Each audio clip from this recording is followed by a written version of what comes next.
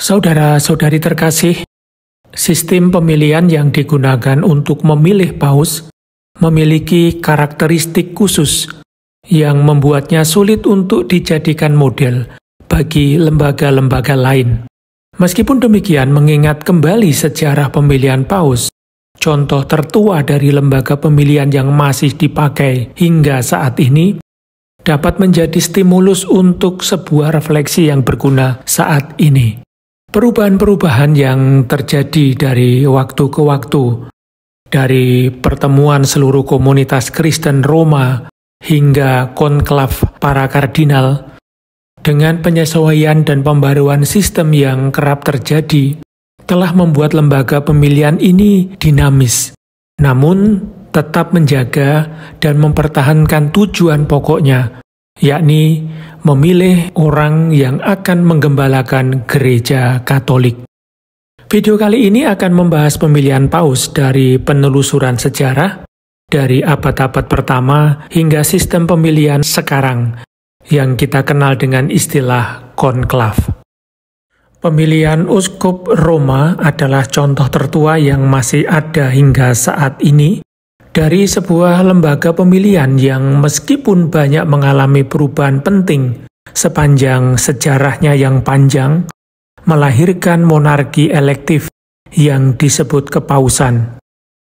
Institusi ini telah berlangsung selama hampir 20 abad dan merupakan lembaga tertua yang masih ada, bahkan melampaui rekor keberlangsungan dinasti para Firaun Mesir dan kaisar-kaisar Tiongkok.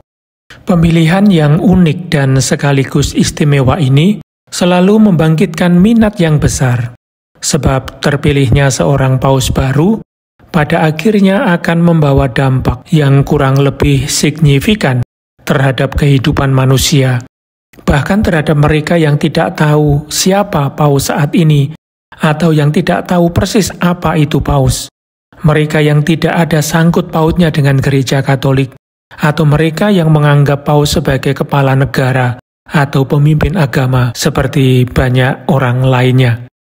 Ada berbagai interpretasi mengenai pemilihan seorang paus yang disebut sebagai tindakan paling luhur, paling agung, dan paling patut dihormati yang dilakukan di dunia, seperti yang ditulis oleh seorang cendekiawan terkemuka Itali, Gaetano Moroni. Ini adalah tindakan yang bagi orang beriman mencerminkan campur tangan Roh Kudus, sesuatu yang misterius namun nyata. Namun bagi mereka yang tidak beriman, pemilihan ini dapat dianalisis dengan cara yang mirip dengan bagaimana mereka memahami pergantian kepemimpinan dalam sebuah perusahaan multinasional atau pemilihan seorang tokoh politik. Seperti yang bisa kita tonton dalam film Konklav akhir-akhir ini. Yang sering terlupakan adalah bahwa pemilihan paus tidak selalu terjadi seperti sekarang ini, dan bahwa selama berabad-abad telah ada puluhan undang-undang pemilu yang mengarah pada sistem yang berlaku saat ini.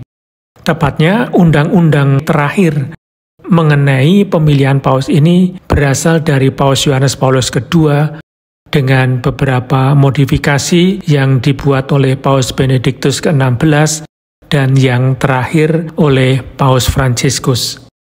Lembaga konklav yang kita kenal saat ini baru berlangsung dari setengah sejarah kepausan. Faktanya dalam 12 abad pertama sejarah gereja, konklav tidak ada. Namun para paus dipilih kadang-kadang dengan cara yang penuh badai, kadang-kadang tanpa perselisihan apapun. Meskipun paus selalu dapat dipilih dari antara laki-laki yang dibaptis, badan pemilihan, yaitu kelompok orang-orang yang memilihnya, telah banyak berubah seiring berjalannya waktu. Sama seperti prosedurnya yang berbeda secara signifikan. Terdapat pemilihan umum yang dilakukan secara aklamasi oleh seluruh umat Kristen Roma. Ada juga pemilihan umum yang dipercayakan kepada beberapa kardinal untuk dipilih. Tak dipungkiri ada juga pemilihan umum yang dipaksakan oleh kaisar yang berkuasa. dan pemilihan umum yang diselenggarakan dengan kebebasan mutlak para pemilih. Untuk waktu yang lama, pemilihan uskup Roma dilakukan dengan cara yang mirip dengan cara yang mengatur rotasi uskup di komunitas Kristen lainnya, yang dimulai sekitar 50 tahun setelah kematian Petrus. Salah satu kesaksian tertua mengenai prosedur pemilihan uskup ditemukan di dalam sebuah karya yang dikaitkan dengan Hippolytus dari Roma, yang berasal dari sekitar tahun 215, yang berjudul Tradisi Apostolik. Biarlah dia yang telah dipilih oleh seluruh umat ditahbiskan menjadi uskup. Tetapi metode pemilihannya tidak ditentukan secara khusus dan tidak diketahui bagaimana proses pemilihan tersebut benar-benar terjadi. Debat publik kemungkinan besar terjadi selama atau di sela-sela pertemuan liturgi. Laporan mengenai diskusi yang sangat panas di berbagai komunitas Kristen menunjukkan bahwa seluruh komunitas Kristen berpartisipasi dalam pemilihan tersebut. Tetapi suara bulat tidak selalu dibutuhkan, hanya mayoritas.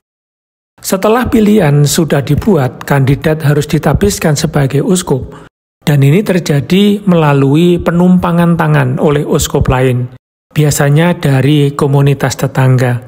Prosedur pemilihan para uskup, termasuk uskup Roma, tetap stabil dalam jangka waktu lama dan tidak mengalami perubahan substansial.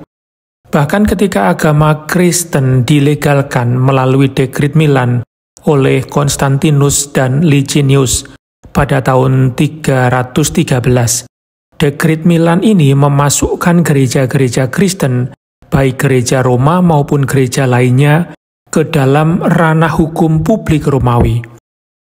Sikap Kaisar terhadap uskup Roma pada awalnya tidak jauh berbeda dengan sikap yang ditunjukkan terhadap para uskup di keuskupan agung lainnya. Tetapi situasi berkembang dengan cepat. Sementara kepentingan politik Roma semakin berkurang, terutama setelah munculnya Roma baru di Bosporus, Konstantinopel, kedudukan dan otoritas gereja Roma justru semakin meningkat dibandingkan gereja-gereja lain. Hanya beberapa dekade berlalu, para kaisar mulai menyadari bahwa campur tangan dalam urusan internal komunitas Kristen di ibu kota lama, Roma, dapat memberikan keuntungan politik. Maka mereka berupaya untuk mengontrol pemilihan uskup Roma. Perubahan semakin signifikan setelah tahun 380, ketika Kaisar Theodosius menetapkan bahwa semua warga kekaisaran harus menerima agama yang telah diwartakan oleh Rasul Petrus kepada orang-orang Romawi, dan yang kini dianut oleh Paus Damasus, serta Uskup Petrus dari Alexandria. Dengan adanya keputusan tersebut, Kaisar Theodosius resmi menjadikan agama Kristen yang sebelumnya hanya dilegalkan oleh Kaisar Konstantinus sebagai agama resmi negara.